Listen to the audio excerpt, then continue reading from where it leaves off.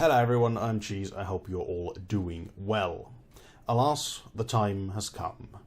That is to say that the first part of Spike's family, yes, I pronounced the X, has drawn to an end.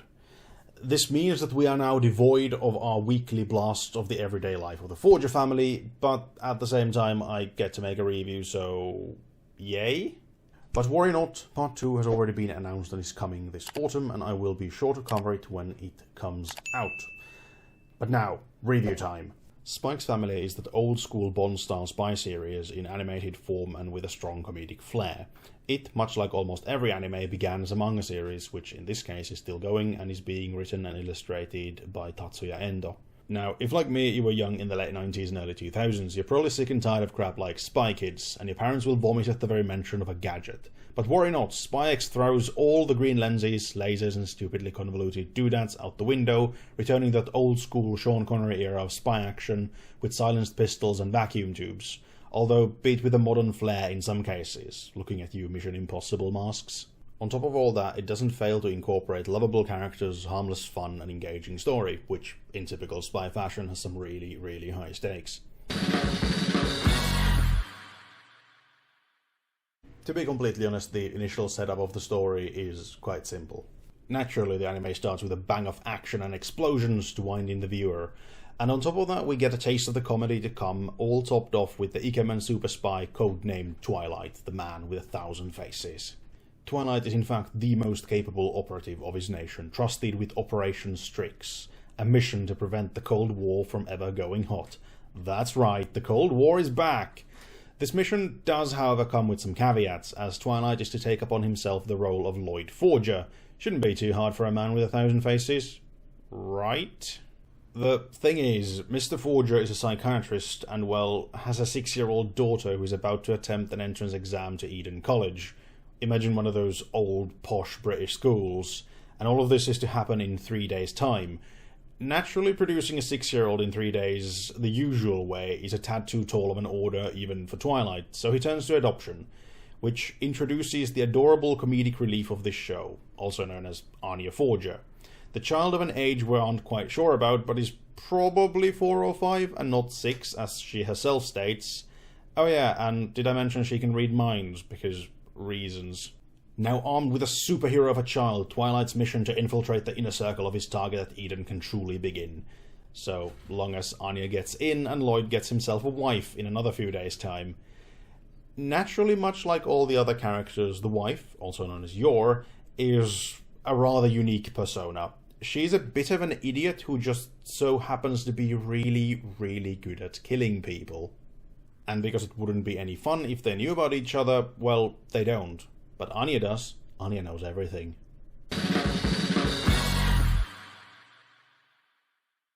With that in mind, I feel it imperative that you two know a little bit more about the characters. Well, more than I've already covered. To keep this quite simple, I'm going to go with order of introduction, mainly focusing on the Forger family, as well as having a brief mention of what I suspect will be the eventual big bad that Lloyd must face during this mission. About that Lloyd then, or Twilight, whichever you prefer. As a spy, the man is infallible. Not once has he failed a mission or been outdone by the enemy. He is a master of disguise, and as I briefly noted, has taken a page from Ethan Hunt's book with these cool disposable masks that can turn him into the spitting image of just about anyone. Why does he do all this then, I hear you ask? Well, his end goal is a world of peace, where nobody has to suffer, and it really is a very noble cause. As a man, Lloyd has always been a lone wolf, and with Anya in his life, as well as his wife, Yor, finds himself a completely new person, as for the first time ever he is forced to rely on others, and it is this side of a loving father and a loyal family man that really makes Lloyd a great character. Now, the show doesn't really let on to what kind of a past he had, but we know that it wasn't loving or happy, and that contrasted with how he is shown with his family is in a way very sad, and you end up hoping all the best for him and his family. 服装は違うが、歩き方の癖というのはそうそう変えられんものだ。貴様には臭い飯が妥当だ。And speaking of that family, we have Anya Forger, who follows on from her adoptive father with a rough and grim past. As mentioned, Anya can read minds, but this isn't a natural ability she was born with. It was instead an accidental result of her having lived her early years as a human lab rat, only known as Test Subject 007. While I can appreciate the homage to the original Super Spy with that particular call sign, I will have to say that this is a really, really dark past for a child of 4. Ultimately, it's unclear how much Anya remembers of her past in the lab, as well as a non-wanted adoptee.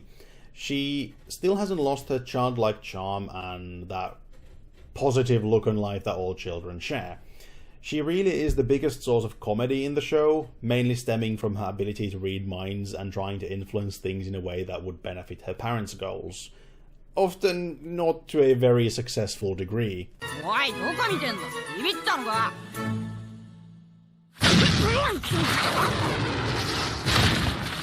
And last but definitely not least from the Forger family, we have the tritagonist of the show, Yor. Yor isn't really the sharpest tool in the shed when it comes to everyday things, but she is very caring for those close to her, and well, significantly less so to those in her way.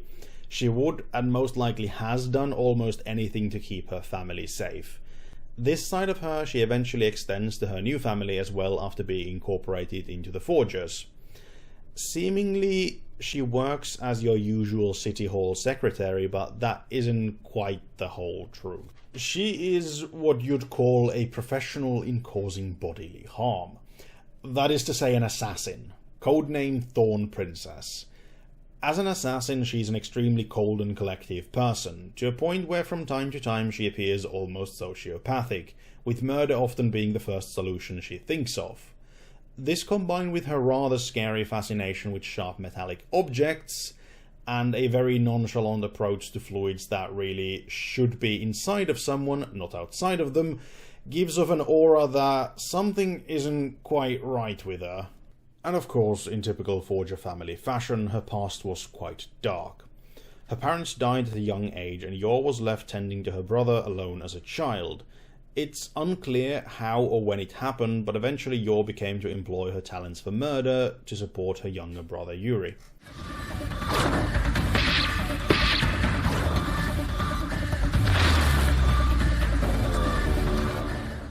Briefly about Yuri. He has a serious and rather disgusting sister complex and works for the State Security Service. Imagine if you took the worst parts of the KGB and the Gestapo and you get pretty close to what he does for a living. As a person, he's ruthless and intelligent, caring for nothing and nobody else but his sister and himself. He is also hunting for a rival super spy, only known as Twilight. So yeah, I'm sure Yuri will eventually become the big bad antagonist that Lloyd must overcome in the later seasons of the show. Now, you may have noticed that all of these characters have a rather bleak past that has eventually led to an even bleaker occupation, naturally ignoring young Miss Anya as she is still a child and does not have an occupation as such. And the world of covert ops really is quite dark. For Twilight, it's people and operatives dropping left, right and centre. The Thorn Princess will rather brutally end the life of anyone she's told to, and well, for the secret police, half of their job consists of torture and capital punishment, with the other half coming up with excuses to exact one or both of the former to their potential victims. But this darkness isn't what defines the story and the characters.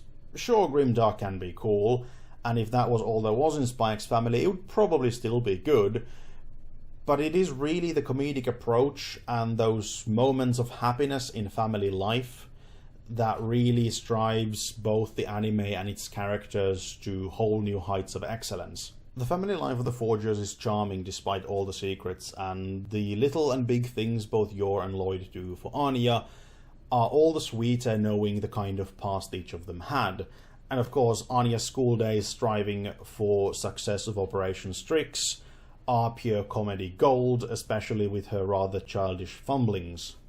And even Yuri is shown to have, I hesitate to say more normal, so let's say less dark of a side with his love for his sister. Now, this video is getting rather lengthy, so I'll go through the story quite briefly. As a whole, the story is extremely well paced, with nods to the darker side of covert ops in combination to that oh-so-amazing Bond-style old-school spy action. This then switches to those amazing moments of happiness and family bonds, with a hefty tingling of comedy whenever it suits the situation. Now, I will have to say that there are a few occurrences that fall under the category of, well, that's convenient. But at the same time, so long as you're not overanalyzing the story in order to, for example, write a script for a YouTube video, it shouldn't really get in the way of the enjoyment of the show, and even the, well, that's convenient moments aren't very on the nose. So yeah, with all said and done, Spy X Family is pretty damn good, and you should probably give it a watch if you haven't already. And with that, I have been Cheese, and I hope to see you guys next time with more anime goodness. Ta-ta for now.